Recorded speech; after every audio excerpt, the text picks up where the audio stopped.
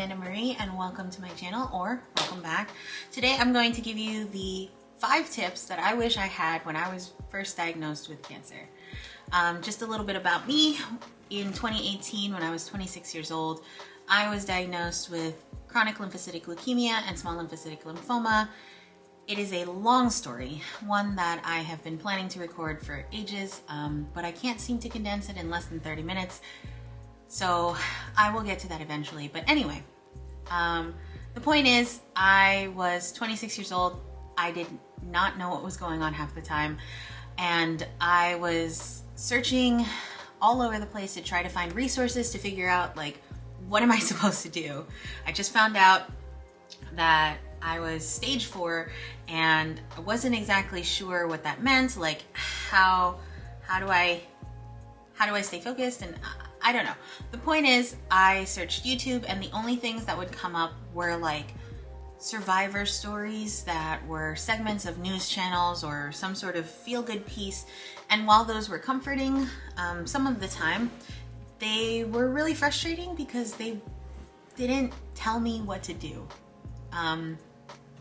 Or at least they didn't tell me what I needed at the moment. And I guess in a way, it helped with my journey to figure it out by myself. But in that first moment, in those first few months, I was really scared.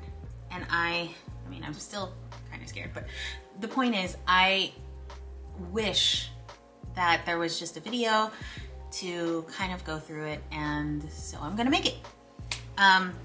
Okay, so 5 tips for the recently diagnosed. I almost went 10 because my hands.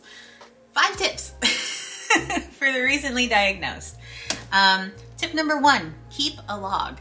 So, as you know, or as you might know, I am a huge planner notebook person.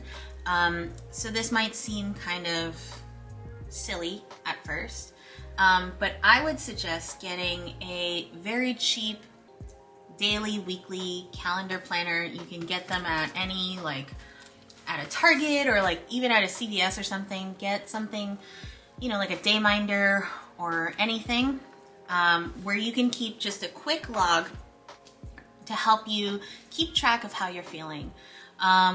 Because the number one thing that doctors ask you when you go in for your checkups and your follow-up visits with any chronic illness, not just cancer, is how are you feeling today? How have you been feeling since we last saw you? And in your mind, the first thing that always comes up to say, regardless of how you've been feeling, is, oh yeah, I'm fine. I've been good. And there have been so many times where I go into a doctor's office and my doctor goes, hey Amanda, how have you been? And I'm like, good. Meanwhile, I have had a ton of questions and a ton of like symptoms or ailments or something, and my stupid brain is just like, oh, I'm good. So anyway, I started keeping a journal about everything. And I figured, you know, I'm not going to tell you which planner to get or what type of calendar to get, or, you know, even if you just use your phone and the Notes app or Google Keep or what have you, just keep a daily tracker of how you're feeling, even if it's just an emoji system. So like, you know, you had a good day, you had kind of a shit day, I don't know, you found, for me, I would get like little rashes, like little petechia, where my like spots on my skin where my nerves or capillaries would burst. I think that's what it is. I'll post a correction if that's not true, but I would find like, oh, I have it on my arm or I have it on my legs or something like that, and I'd write it down, and you know, anything, so that you can say, okay, you know, when your doctor asks how you're doing, you can take a picture and send it to him, or you could just hand it to him and be like, here's how I've been feeling this week, or here's how I've been feeling this month, or here's how I've been feeling since I last saw you. It's a good way for you to keep track of your progress. It's also a good way to keep it out of your head. So at least this way, you know, I find for me, like, writing things down, even if I never look at it again, it's just an easy way for me to just get it out. Get it out of my head and put it somewhere else, and then I could put it away. Anyway, so cheap planner, keeping track of your symptoms, your thoughts, your feelings, whatever you want to keep track of your medication or what have you. So tip number 1. Tip number 2, record your appointments. You don't have to share this with anyone. Like, this could just be for you, but we all have a smartphone or some device that we can double as a recording device. So what I like to do is I like to open up voice memo and just, ask my doctor. My doctor knows that sometimes I do this if I'm anxious, but I'll start recording as soon as he comes in, and I'll just have it there, because a lot of the time you're in such an adrenaline fueled mode that, especially when they're explaining, treatment options, or when they're explaining results or anything, even if it's just a checkup, it's really hard not to zone out. It's really hard to, at least for me, to not dissociate and completely just glaze over. And then later on, my mom will ask me, oh, how did the appointment go? And I'll be like, I don't know, okay, I guess. Because I'm listening to him in the moment, I'm hearing him in the moment, but I might not be processing it. And so when I usually bring my little notebook with me where I have all of my questions, and at least this way, like, as he's answering them, I have a recording so that I can go back to the recording and just listen to, like, what he said about that thing I asked. And, you can, like with the other stuff, you can delete it later if you don't need it, or if the appointment was not as productive, or, just a boring thing. But I found that I wish I had done that in the very beginning. When I was first diagnosed, I was in the hospital, and it took about 10 days for them to fully lock in on what my diagnosis was. Well, 10 days in the hospital, 7 months overall, but that's another story. Again, another story for another time. 10 days into the hospital is when I got my official diagnosis, and my doctor sat and explained everything to me in extreme detail for 2.5 hours. Like, he even drew me pictures. I have them somewhere. But I wish I had, voice recorded it. I wish I had to hear it back, because he went into really good detail about, what my specific genetic mutation was, or what all of these things that I wish I could remember now. And I wrote it down. It's somewhere in a notebook, somewhere under my bed. But I really think that recording your appointments can be beneficial for you for the future, so that, again, if there are any questions that you might have, or any important nuggets of information that you might not have caught all at once at the same time as they were saying it, you can easily go back and review it. Okay, tip number 3.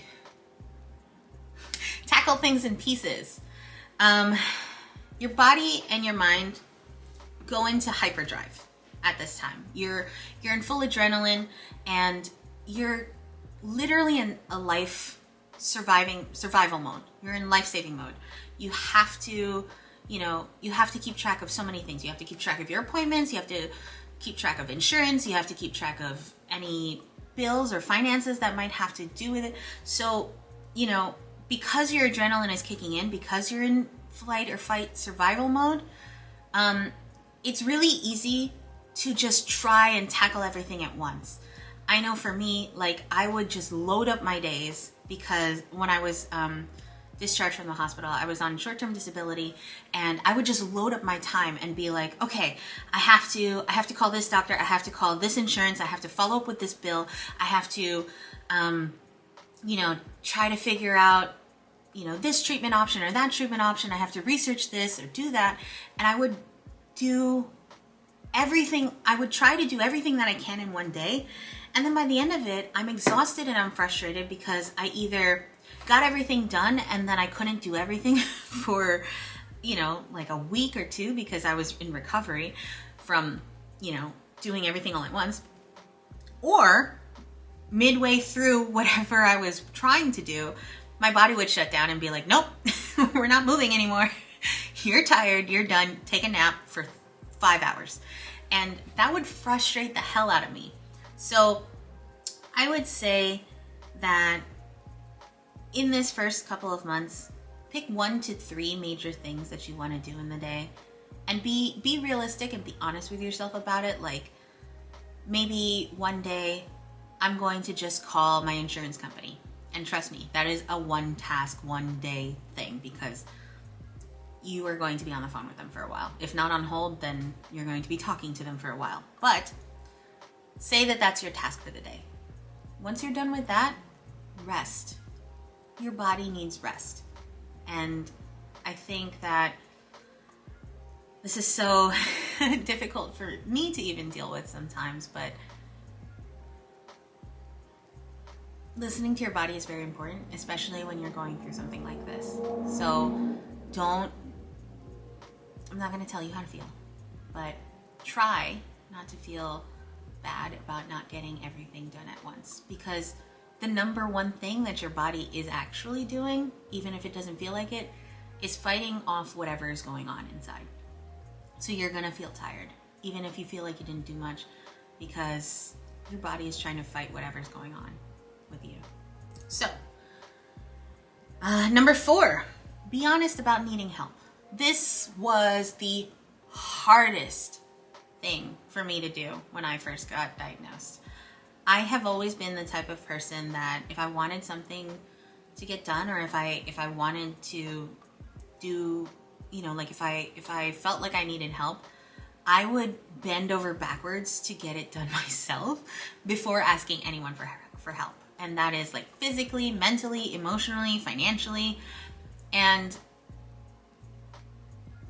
when you're first diagnosed, it's really hard because it's a very personal thing. It feels very isolating sometimes. And for some people, it's easy to talk about right away, and it's easy for, to get out there. For me, it was really cathartic to start sharing my journey in my blog. And at the same time, while all of that was happening, it was also really, really hard for me to admit that I was struggling. I was struggling mentally, I was struggling emotionally, I was struggling physically. I couldn't do half the things that I had been doing before I was diagnosed. I had gone from like working out every day at like 4 o'clock in the morning with my parents, and then when I moved out on my own, on my way home from work, to not being able to like physically get out of bed. And not just because of like mental health reasons, but because it hurt. And so, asking my parents for help, asking my family for help, and for friends was really hard on me, because I don't like it. I don't want to feel like a burden. But there are people who are willing to help you and who wouldn't consider it a burden. And if you are able to communicate your needs to them in a healthy way, then, if they are able to help you, they will. And so I would suggest trying it. And some people, not everyone is going to be open or receptive to it. Not everyone is going to be kind about it, but you won't know unless you try. And honestly, when I was diagnosed, shortly after I was diagnosed, I lost my job. I won't get into the specifics of it right now, but I lost my job, and I didn't know what to do. I had accrued so much debt from medical bills, doctor bills, hospital bills, other treatment things that I needed to get done. And on top of that, I needed to pay for Cobra. I needed to pay for, just life. And it took a while, but, I started a GoFundMe. My dad did some fundraisers for me. And we were able to raise enough money to help me pay off those bills. And at first I felt really ashamed. I'm not gonna lie. I felt really ashamed having to ask for help. But in the end, I felt also really grateful too. There were a lot of people in my life who wanted to support me in that way, and I will forever be grateful to them, even if we don't talk anymore. Like, I don't know. being honest about that, like I said, is the hardest thing you can do sometimes. But if you need it, you need it. So. Anyway, tip number 5, find healthy ways to distract yourself. I dove into a lot of projects when I was first diagnosed. Because I didn't realize then, but I now know that I have ADHD. I've probably had it my whole life. I've definitely had it my whole life. But you need a way to decompress that isn't about what's going on. And I don't know what that looks like to you, but for me, I tried taking up photography. I had always wanted to get into it. One of my uncles is a really good photographer, and I look up to my uncles and my aunts, and so I decided that I was gonna take the time to get into photography. I bought myself a camera, and on my way to treatment or things like that, I would just take pictures of things around town or what have you. I got really into journaling. I'd always been into journaling, and I focused on that. I tried learning how to knit. That was a disaster. I'm really bad, really bad at knitting and crocheting, but I tried it. I tried a ton of different things. Obviously I fell into writing a lot. Writing is a very important part of my life, so I started a blog. And these were all things that kept me from going absolutely crazy. The hardest part about it, there are so many difficult things about realizing that you have cancer or being diagnosed with cancer or any chronic illness. And it is easy to get lost in the perpetual cycle of what's next. And that was a huge problem for me for a long time. For like the first 1 or 2 years, I am just running and diving into the next cancer related thing. Is it treatment? Is it trying to find a job, or stumbling into the advocacy side, which I'm really grateful for, but it's a lot. It's a lot when you're not fully processing it, or when you're not giving yourself space to fully understand what's going on with you. And sometimes you just need to step back and find a distraction, a healthy distraction, something that will help you decompress, take your mind off of the chaos of everything that's going on around you, and just breathe. So, again, number 5, find healthy distractions. Now, my bonus tip for y'all out there, it's gonna sound really cheesy. It's gonna sound like one of those inspirational quotes, and I promise it is the most important one. Be kind to yourself. This is and was the hardest part for me.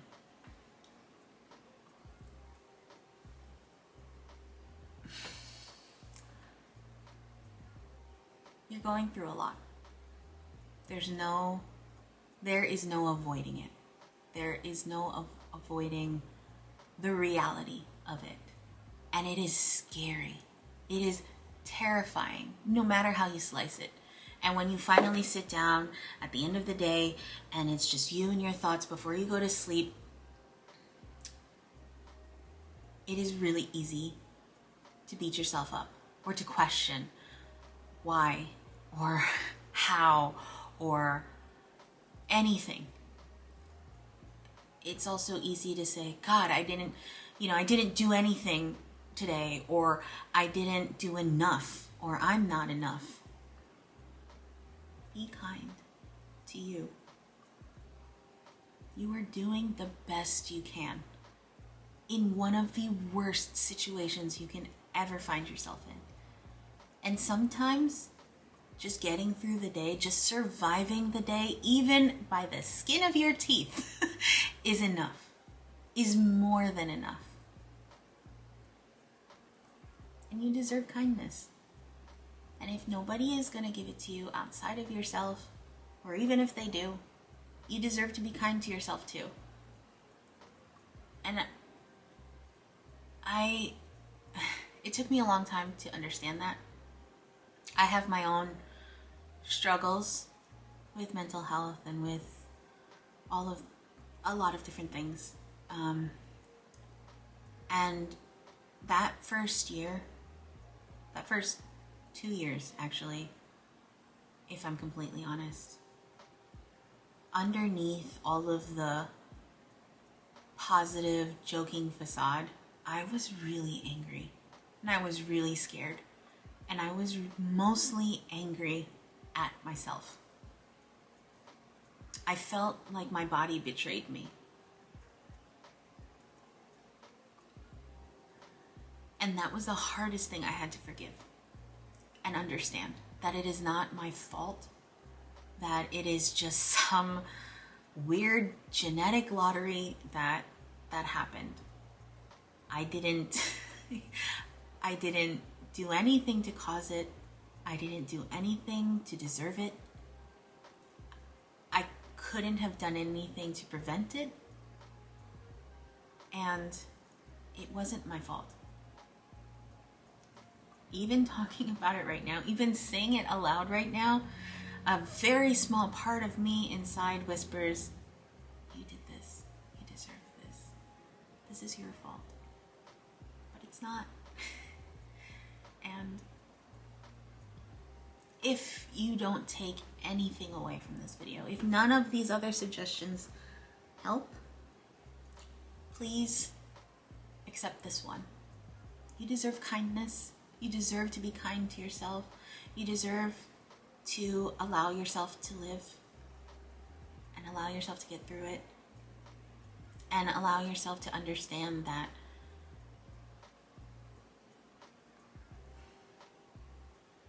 it's not going to go back to the way it was before. Everything will be different from here on out, and that is not a good or a bad thing. It is just a thing. And it's you know, it's the part of you that needs to really work through it, is the part of you that needs to understand that it's okay to be kind to you about it.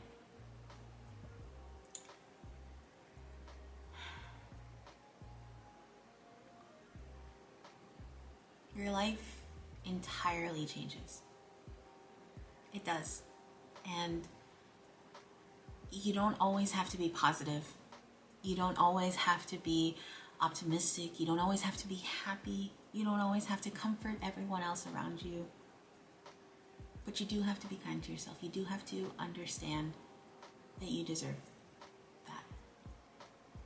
And part of being kind to yourself is allowing yourself to feel those feelings. If you're angry, if you're hurt, if you're scared, if you just are frustrated, allow yourself to have those feelings, because pushing it down isn't going to make them go away. Pushing it down is only going to make it worse. It's only going to make it bubble up later on, and then all of a sudden you're crying and you're wanting to scream and you're just so frustrated and so angry that part of you implodes. Or at least that's what happened to me a couple of times. But anyway,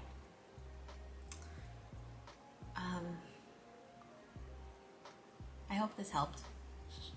I know it was kind of a little longer of a video than I anticipated, but I hope it helped. I wish I had something like this when I was first diagnosed, and maybe the point of me not having it is so that I can make it for you. So, smash that subscribe button.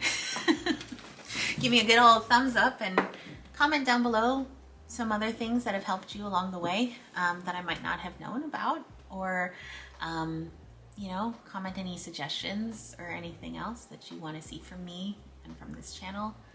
And that's it. I love you. I hope to see y'all soon. And